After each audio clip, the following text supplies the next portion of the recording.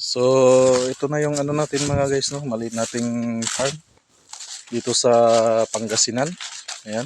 So, dati, ah, pinangarap lang natin itong ano, magkaroon ng ganitong farm.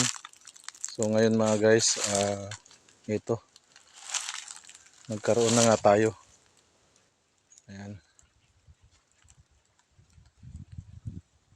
So, walang ano talaga, walang masama sa mangarap mga guys, no? Dahil hindi mo alam, balang araw matutupad mo rin ang iyong pangarap. So, ngayon, ito, dati pinapangarap lang natin, ngayon, mayroon na tayong ganitong farm. So, pagdating ng panahon mga guys, ito, mag-harvest na lang tayo dito ng mga prutas. Dahil tinaniman natin ng mga iba't ibang prutas mga guys, no? So, dinamihan natin dito ng niyog. Ayan.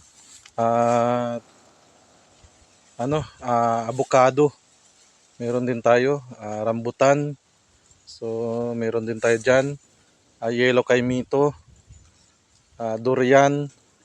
So, nagtanim na rin tayo ng lansones mga guys, no? So, inuunti-unti lang natin yung pagtatanim natin. Dahil mahal yung pangtanim dito mga guys sa Pangasinan. So, kaya inuunti-unti lang natin. So, pero sa ngayon, marami itong mga niyog na natin mga guys.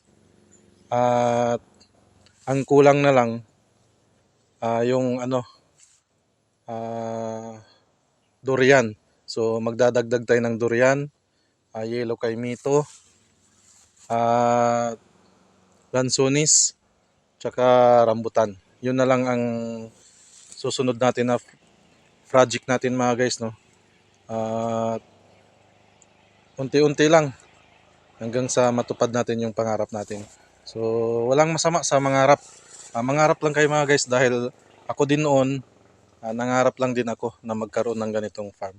So yun lang mga guys at maraming salamat.